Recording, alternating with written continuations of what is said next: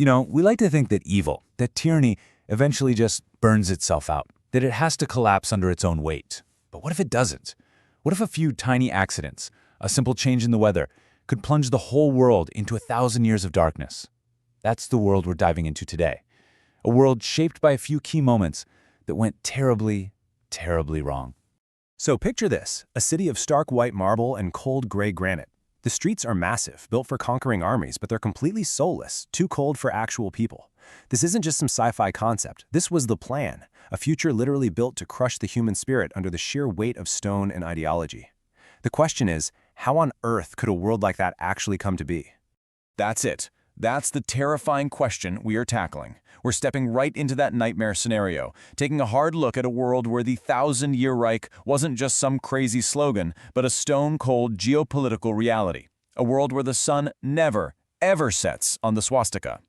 Now, you might think the big turning point, the real hinge of fate for the entire 20th century, happened on the beaches of Normandy, or maybe in the skies over Britain.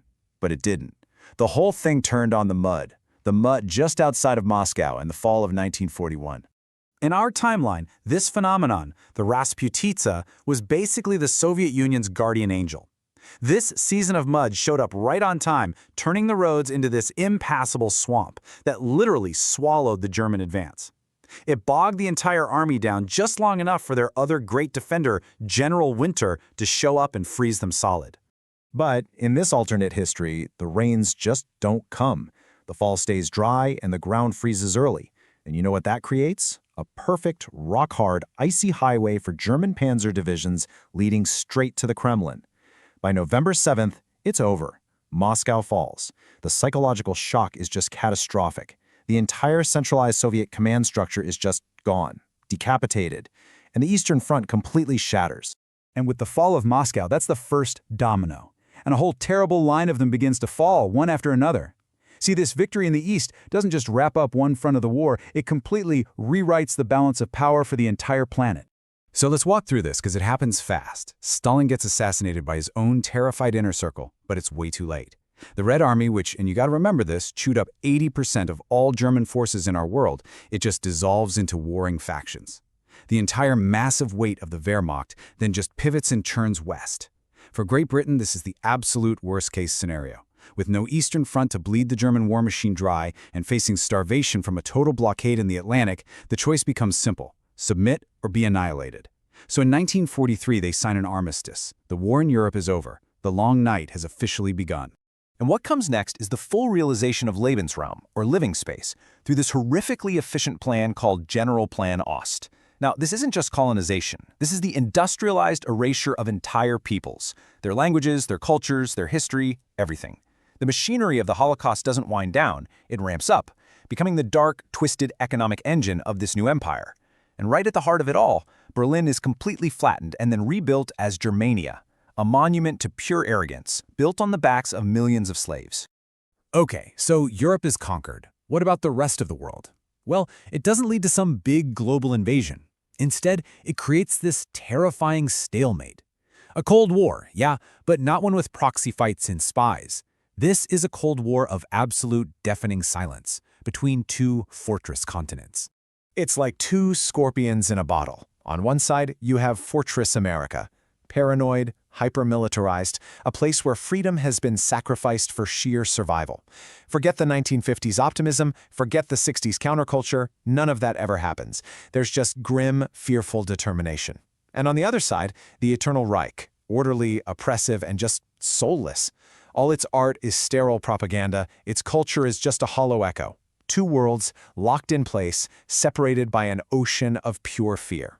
And this is what seals the deal. This is the lock on the cage. By 1947, with all of Europe's resources and scientists at their command, the Germans develop the atomic bomb. So there is zero hope of a D-Day, no Allied invasion to liberate Europe. Any attempt would just lead to instant, mutual annihilation. The Iron Curtain isn't just a political barrier anymore, it's absolute and it's impenetrable. So let's fast forward. What does this 1,000-year Reich actually look like after 80 years? By the time we get to the 21st century, is it the eternal empire they always bragged about? Well, on the surface, maybe. It looks stable. It looks like a techno-utopia for the so-called master race. But if you start to look a little closer, you can see that the gilded cage is starting to crack. You know, Hitler's chief architect, Albert Speer, had this idea he called ruin value. He literally designed his giant monumental buildings so they would decay beautifully over 1,000 years, just like Roman ruins. The incredible irony is, he didn't need to wait 1,000 years. In this timeline, the Reich is rotting from the inside out, and it's happening much, much faster than he ever planned. So why is it rotting? Well, first off, an economy built on slave labor and plunder can't innovate and has no real engine for growth. Second, the culture is a complete void. After decades of the same recycled propaganda, the youth are just bored, depressed, and kept in line with state-issued drugs. The oppression is now automated, run by an AI Gestapo that uses algorithms to predict and crush dissent before a rebellious thought can even fully form. And all the while, out in the East, the partisan war is never, ever stopped, just constantly bleeding the empire's resources year after year. So sure, they might have planted a flag on Mars, but they completely lost humanity's soul right here on Earth. And that brings us to the real cost of this whole alternate history. We think of the Nazis as these ideological monsters, and of course they were. But in this timeline, they became something even more terrifying. They became bureaucrats. They made murder mundane. They turned oppression into an operating system. So the real point here, the thing you have to take away, is this. The ultimate horror of this alternate past isn't just the violence, it's the silence. The silence of cultures that were completely erased, the silence of books that were never written, of songs that were never sung. It's a world where order is absolute, but it is the cold, quiet, perfect order of a graveyard. History is so fragile.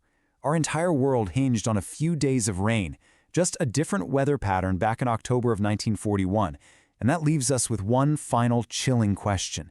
If this had actually happened, if the world had been trapped inside this eternal Reich, could it have ever broken free, or would it have been locked in that nightmare forever?